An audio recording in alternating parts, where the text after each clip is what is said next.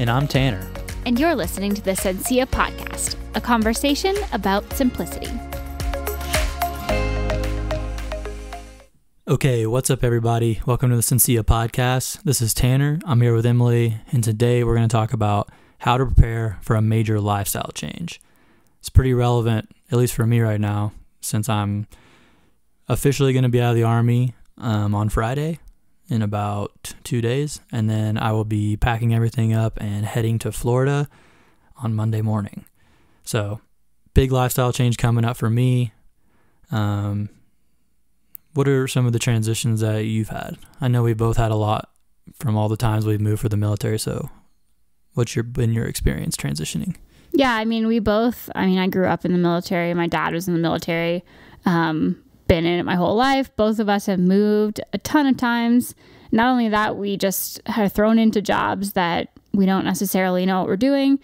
So we've kind of gotten used to being flexible and getting kind of a process in place for how to deal with these changes and how to adapt and how to succeed through transition. So we wanted to share some of those things with you. We kind of came up with a 8-step process that we use a little bit subconsciously through all these transitions, but we're trying to codify it in a way that you guys can apply it if you're trying to transition, whether it's a different job or whether you just want to add something to your life or take something away or a move or anything that you want to change about your life. These steps should be able to help you make the transition a little more seamless.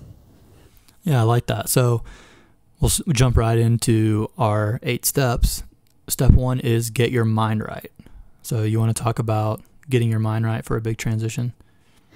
Yeah, so sometimes I think transition and change are seen as negatives, where we all know that change is normal and that it's, they say it's the only thing you can count on in life, right? But we don't always think of it as a positive thing, and we're not usually excited about it. We're not usually looking forward to a big, huge transition because it means a lot of difficulties, a lot of struggle, a lot of change. But we think that if you get your mind right first, then the rest of the process will be easier. So I'm a big proponent of, mindset coming first. I think mindset is everything, and you get to choose that, which is pretty cool. Most of the time during transitions and change, you don't have control, but you do have control over your mind. So, it's the only thing that you can kind of take charge of. And if you believe that change is a terrible thing, or that it's going to be stressful, or that you're not ready, or any of those negative thoughts that can go through your head, then that's the way it's going to be, right? But if you believe that it's positive and that it's exciting and that you are prepared and that you can do it, then that's the way it's going to happen. Yeah, I feel exactly the same way. I'm going through one now, and I think I've shared with you, I get a little anxious or a little worried every now and then. I'm pretty good about not doing that, but I just try to remember that it's like a reset button. It's a whole new experience. It's going to be fun. Yeah, some of the roadblocks along the way or the challenges make it tough, but at the end, it's a fresh start, a new experience. So, and I think that's been my experience every time I've had to move. I mean, I moved off to the East Coast right after college. I didn't know anybody, right? I mean, you moved to Japan. You probably didn't know anyone. That's a big move. Yeah, definitely didn't know anyone. Some people don't ever even leave the town they grew up in. So it's definitely, you have to have a good mindset for when you take on those challenges, because it's definitely difficult. But I think just keeping the positive attitude for sure makes it easier. And I know it's like not as easy as it sounds. People always say you should have a positive attitude, but just kind of normalizing that anxiety and worries are normal. Like, they're going to happen no matter what. Like, you're a big, strong Army guy, and like, you still get anxious over these types of things, and it's just life, and so those feelings are going to come, but just getting over those and adapting and like changing your mindset is what is going to push you forward and make you successful. So, okay. So that was step one. So step two, we have find out your why. So talk about finding your why. Yeah, I think, like I just said, changing your mindset's not the easiest thing in the world, and it does take time to be able to adapt and to see the light and the positivity in a lot of things. But the first step to that is awareness of your attitude. And then once you are aware, you have, in order to like continue on with that positive attitude, you have to know why you're doing what you're doing. The things that are going to keep you going when things get hard. So like for us, right now, I mean, the why was kind of given to us before because the military kind of made it a necessity, but our why right now is we're looking for just a way to slow down and to live our values in life and to take charge and stop living on autopilot.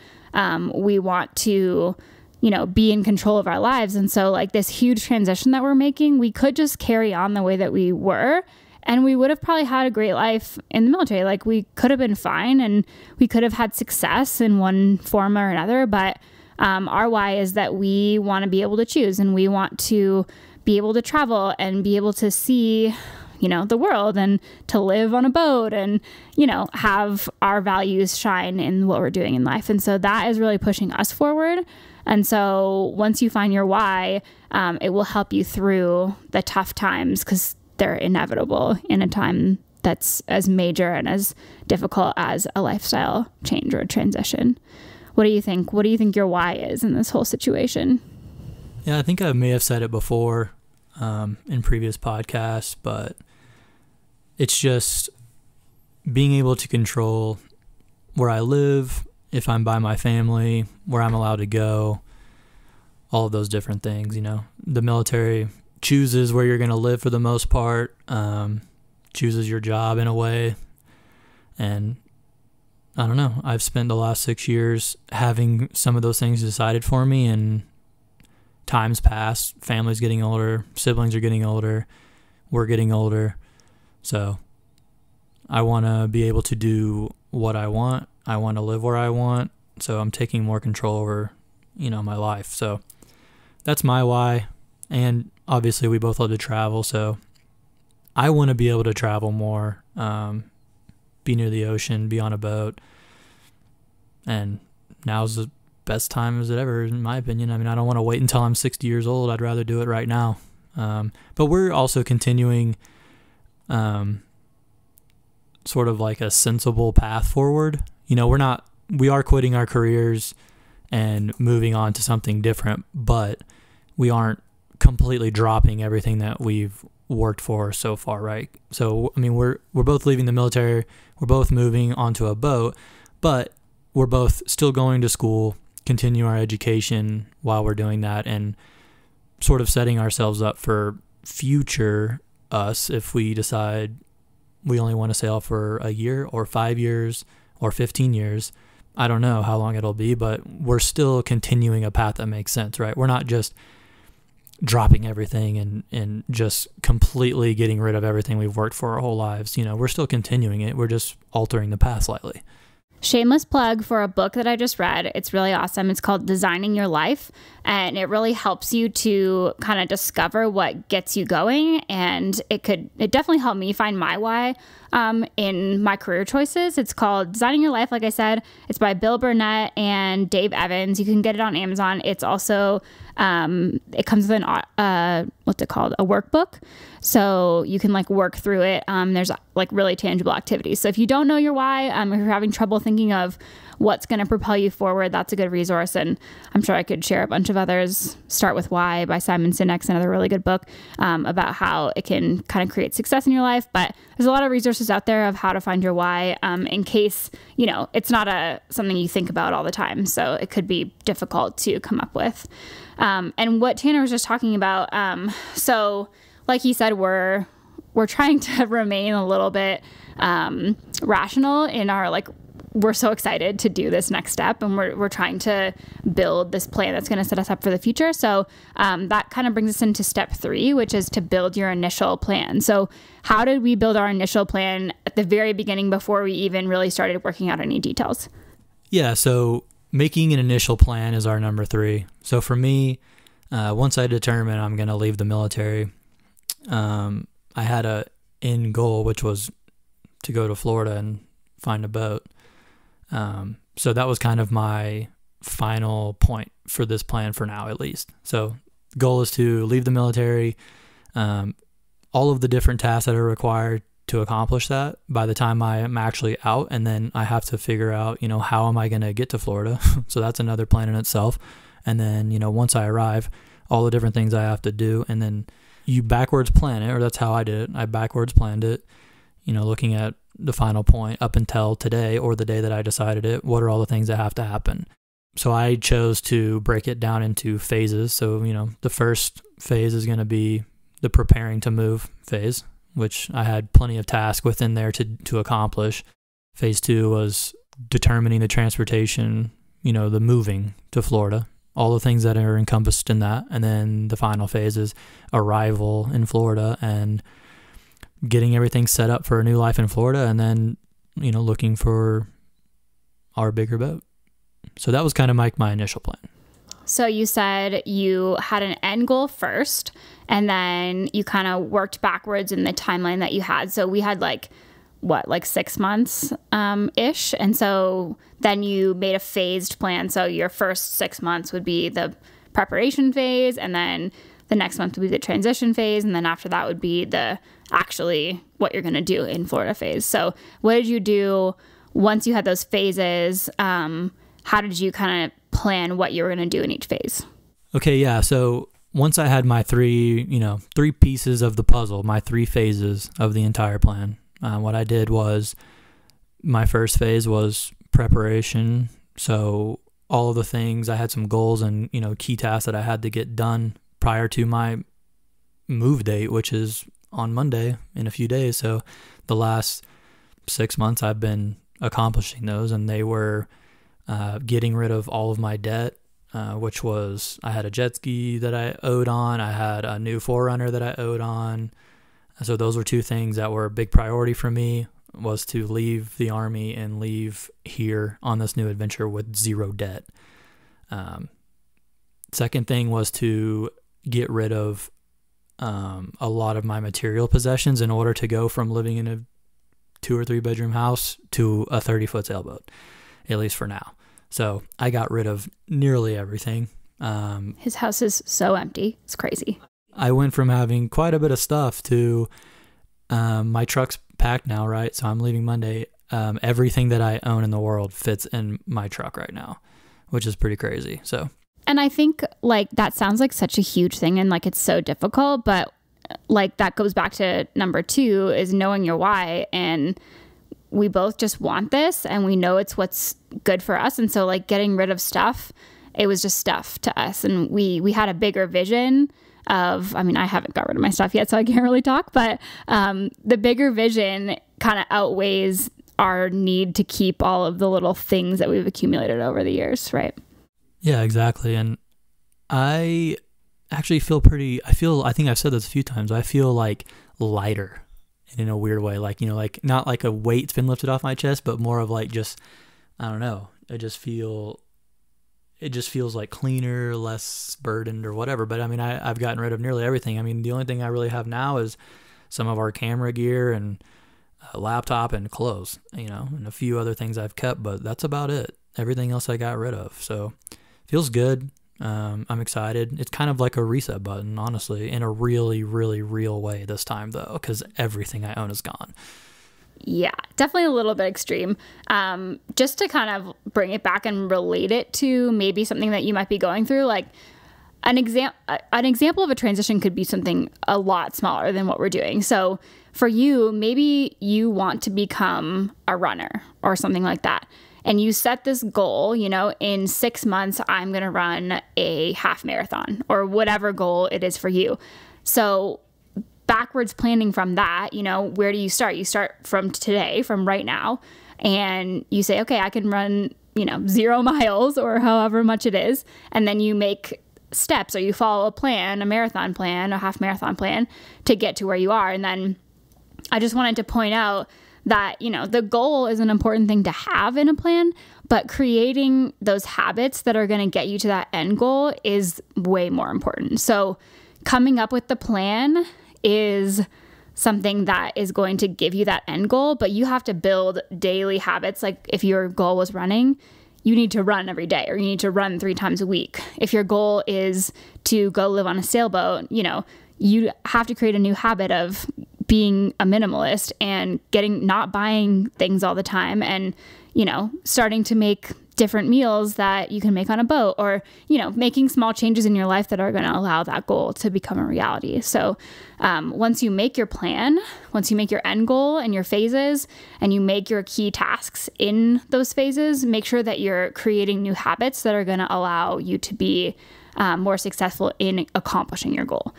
And one of those habits could be monetary. So our next step 4, is to build a budget. So once you have your initial plan, it's kind of a roadmap or just like an outline.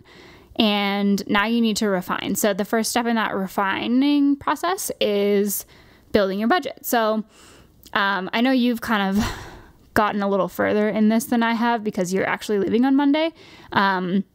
But what kinds of things were you thinking about when you were building your budget? Since you're you're quitting your job, basically. You're going to have other ways of working, but you have to reevaluate your entire salary and your entire daily spending habits. So what were you kind of thinking when you're going through that process?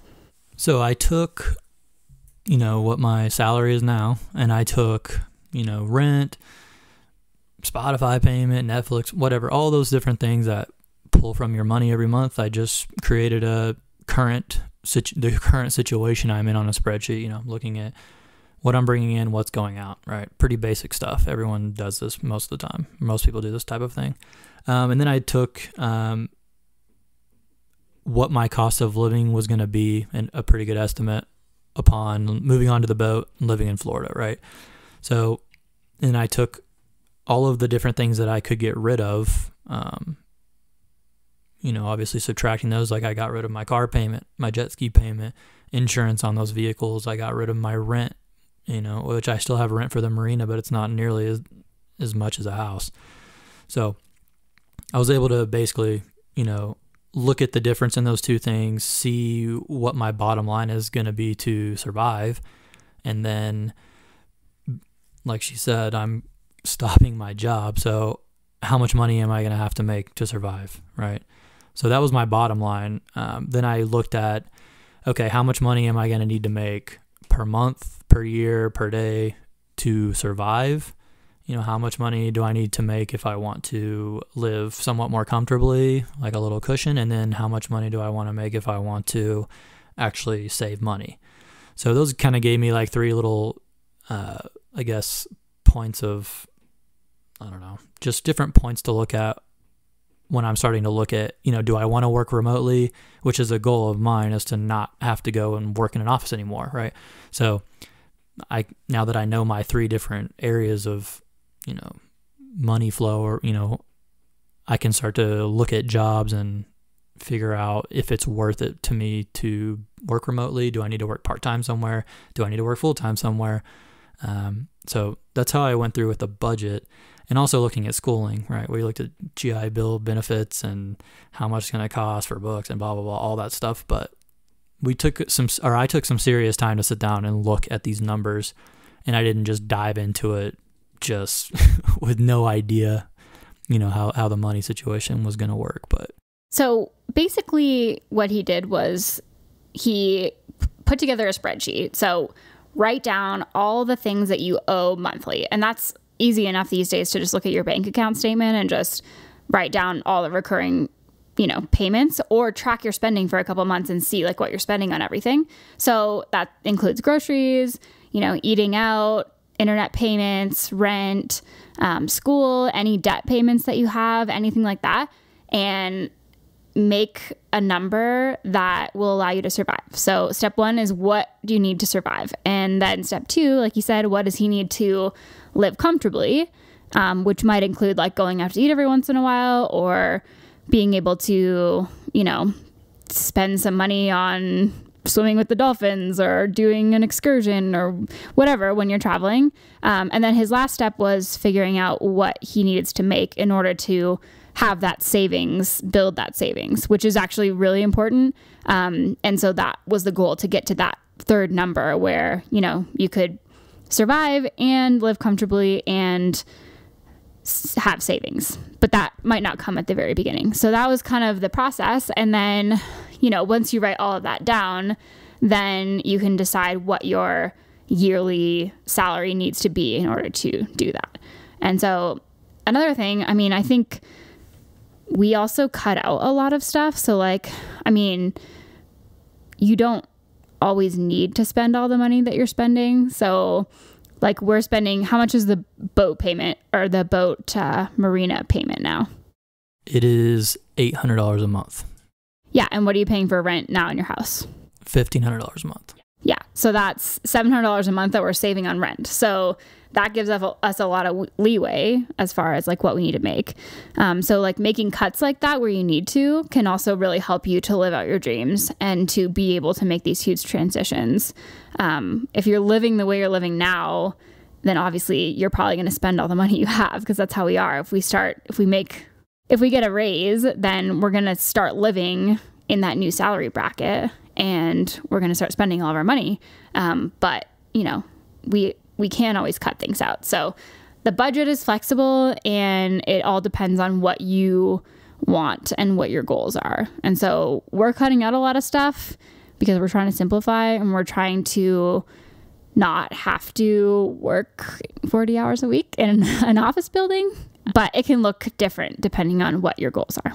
Yeah. And I won't talk too much about specific numbers, but after doing the math on, all the bills I have now versus what my bottom line is going to be once we get to the boat, it's around, 5 times cheaper, something like that. Crazy amount cheaper once you really cut it all out. So yeah, the goal is to maximize freedom of time, freedom of, traveling, not be tied down. And so, if you really do minimalize, you're giving yourself the freedom and the amount of money that you have to make. Like you're talking about getting a raise, you're raising your the way you're living with how much money you're making, you're then relying on that salary.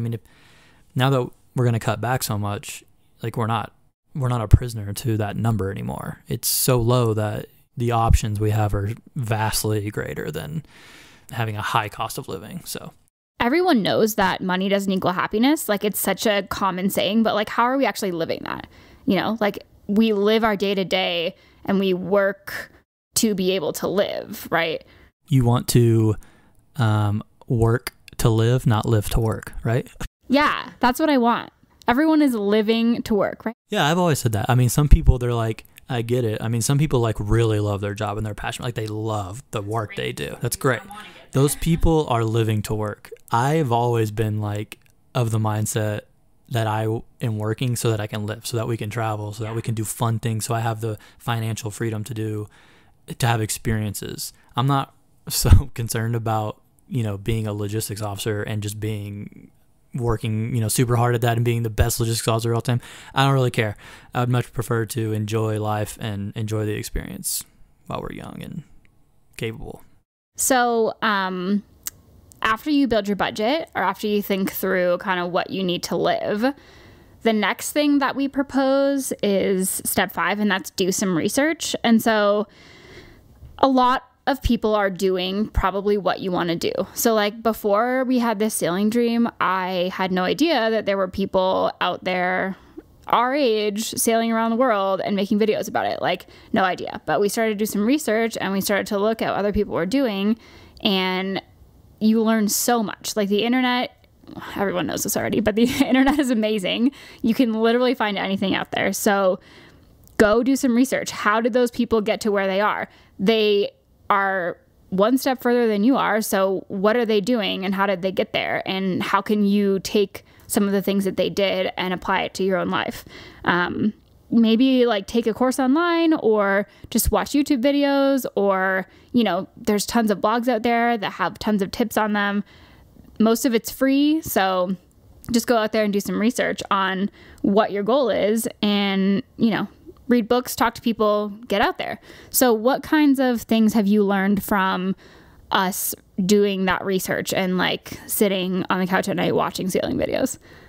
Well, before we got into this, I did not know. I think you were the same way. I didn't even realize that you could live on a boat for like less than 200. I mean, I don't even know what the number is. Like, yeah, I like pictured these like giant yachts and rich people, and like I thought that's what living on a boat meant. Yeah, so I didn't know that. I had no idea, how much a marina payment for a month is, or how much mooring fees are, or that anchoring can be free, or what, whatever, all those different nuances. But I didn't know any of those things. I didn't know that the systems in boats these days can allow you to be nearly fully self-sustaining, which cuts those energy bills down. And obviously if you're doing a good job provisioning and eating on your boat, and you're going to save a lot of money there as well. So I mean, I just had no idea, but after all the research we've done, it seems doable. It's absolutely doable, and we're going to do it. So I'm excited. So do your research. Back to that running goal, for example, go Google a half marathon plan. There's like a million out there. And the reason we said make your initial plan before you do your research is because it allows you to come up with your own goals and what fits into your life before you go adapting to what other people are doing. This research is to enhance your plan, not for you to just copy other people's lives. Because the point of all of this, the point of the lifestyle change, is for you to make the most out of your life in whatever way fits you the best. So use the research in whatever way works for you, and don't just, say, oh, this person is doing it this way, I have to do it this way. Comparison is not what we're trying to be proponents of here. It's just finding tips and finding what works and maybe using them so you don't have to learn the hard way. So after you do your research and make your budget, our step number 6 is to revise your initial plan. So based on the budget, based on the research, look at the dreams and the goals that you made in your initial plan and do some revisions to adapt to what you have learned through all of your research. For example, like maybe you thought you wanted a $50,000 boat, and then after looking at your finances, you realize you can only afford like a $30,000 boat. And so you got to adjust, what you're looking for. You got to adjust maybe where you're going. Maybe you found some additional things you want to add or take away from your plan from doing research. So yeah, for me, just an example, I have been kind of working towards being a doctor for a really long time. And once I started to really get in there and do the research and read and listen to other people who had gone through it, I realized that being a doctor wasn't really what I wanted, and that being a physician assistant would fulfill all of the things that I wanted out of going into medicine, and just fit way better into my lifestyle. And so like, there's a lot of people that love being a doctor and a lot of people that hate it. And the same with PA, which is physician assistant. But for me, reading that research and looking at my budget and my initial plan, I just realized that for my life, the revision to try to go to PA school instead was going to work a lot better. So that's kind of how it played in to my life. I don't know if you have any examples or like things that you found through your research or through budgeting or anything else that kind of made you change the initial plan that you had back in January. Yeah, I mean, as we've developed our own plan together, my plan has been revised quite a bit. And also our journey of coming up with our whole model of, the podcast, the website, the vlogging and the blogging, all those things. That was a lot of,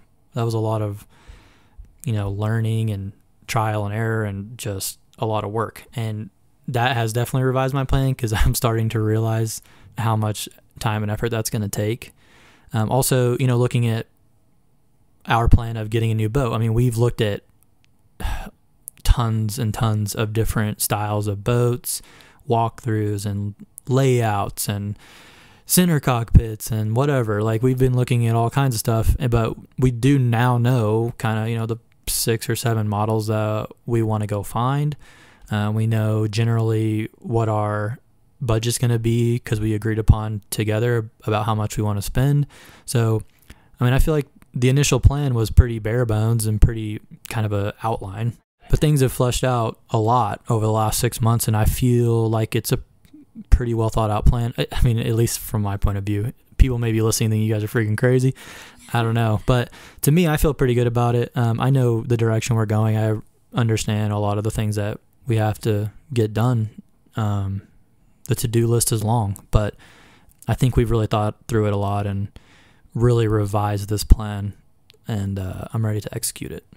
Another thing that just kind of helped me, and I don't know, maybe it helped you too along the way, in the revision step was like talking it out. Like, if you can find someone to either listen to your plan and point out things that they think might not work or something like that, I think just like us running things by each other was like a huge thing that kind of revised and shaped our plan to actually turn into something that was doable versus, you know, something that was just kind of a far-fetched dream. Yeah. And so as the plan starts to go into execution mode, you're going to have setbacks. So I don't want anyone and us to be discouraged as those things happen, because, you know, you can't fight the plan, is what they say in the military. Things are always going to go wrong, and really all you can do is maintain your positive attitude, understand the goal in the finish line, and to always, at least from my point of view, is just always making the next rational, logical decision that's going to lead you to that finish line. You know, don't get too upset about, you know, whatever happens along the way. And they may be big roadblocks and they may not be. They may be little things, but you got to always maintain that good mindset and the finish line. Where are you trying to go, and always be pushing for that. So what do you think about dealing with setbacks? Yeah, so that's step 7 in our phased approach to transitioning, is to expect those setbacks. Like, your plan is not going to happen how you planned it. That's just how life works. And if you know that in advance and you expect that these setbacks are going to happen, you're not going to be surprised or disappointed when they do. You're just going to say, okay, like, how do we move forward? And then you go back to step 6 and you revise your plan again. And it's just a cyclical thing of like getting back in the right mindset, realizing, you know, what you want to do, and then revising your plan. So, you know, take a deep breath. Things are going to work out. As long as you know what you want, things are going to happen. I actually have an interesting story.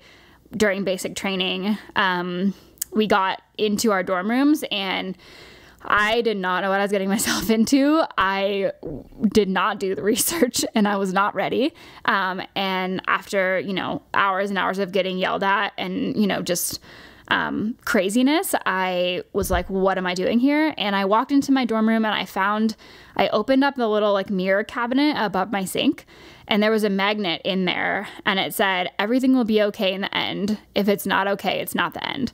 And I still have that magnet, 12 years later? I just looked at it and I was like, I can get through whatever. Like, I can get through this moment. I can get through the next moment.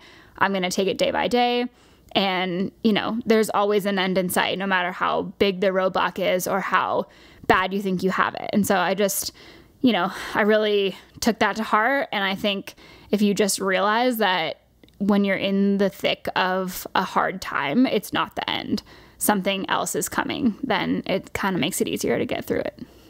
Yeah. And like I was saying, don't fight the plan. I feel like, at least from all the training that, you know, we've had, or at least from my experience, you do a lot of planning, right? That's very important, but it's more of like a lane to stay in. It's not like a direct path. Things will vary, and, you know, it's never going to be what you might think it's going to be, but as long as you can maintain course and go towards, you know, the general direction of where you're trying to go, you're going to be fine. I think another thing too is just to have like that mindset that, no, like, whenever things do go wrong or crazy or whatever, you just have to always be like focused on the goal, and just rather than like letting it get to you, or, breaking down from things going wrong. You just need to like make sure that you have laser focus on like what are you trying to achieve, and don't let those things ruin that mindset or that focus. And like I said before, is always just what is the next most logical, rational decision that is going to lead you to where you want to be. That's what you should choose next. What makes sense. Don't get emotionally unstable and start to lose your focus and lose the goal and lose sight of it. You should just always maintain that focus and always be pushing towards what the end result that you want is. Okay, this might be super cheesy, but I just got this vision in my head of bowling. So like think of when you're bowling and there's no bumper guards in real life, right? Those like things that pop up and like make the ball stay in the lane. That doesn't exist in real life. So like your goal is to hit down the pins, and the ball's not always going to make it all the way down without falling off, but the ball always comes back, right? So like you always have another chance every day to get up and refocus on your goal and to throw that ball again and try to hit the pins again. It's not always going to work, but you always get another shot. So that was just my really random analogy that popped into my head. So I thought that I would share. And so the last step, step 8, is just to get quiet and to slow down and to like not get caught up or wound up in all of the things you need to do. So we were actually talking about this today. We have so many things to do, so many things. And Tanner is leaving in like 3 days. And so sometimes you can get paralyzed by just like the craziness and like the to-do list and the checklist and all the things that need to happen before this goal is going to come into play. But if you're able to just get quiet, and for me, like it's either a walk out in nature, even just in your neighborhood, or I'm a really big proponent of meditation, even if it's just sitting there for, 5 seconds and closing your eyes and just refocusing, some way for you to get out of the craziness that is external life of like trying to change your plan, right? So I think that like quiet time of any kind, whatever that really means to you, is pretty crucial for just allowing your brain to function optimally and to like actually be able to, we were talking about this too, like to think creatively and to be able to come up with new steps. Because if you're going through a change or a transition,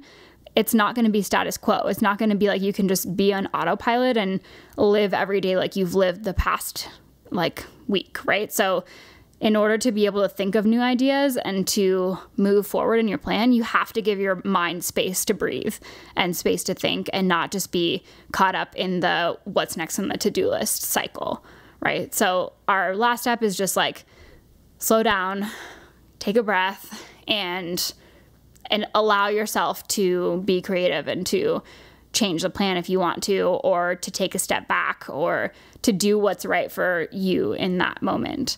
So just to recap, 8 steps, right? So step 1, get your mind right. Step 2, find your why. Step 3, make your initial plan. Step 4, build your budget. Step 5, do some research. Step 6, revise that plan.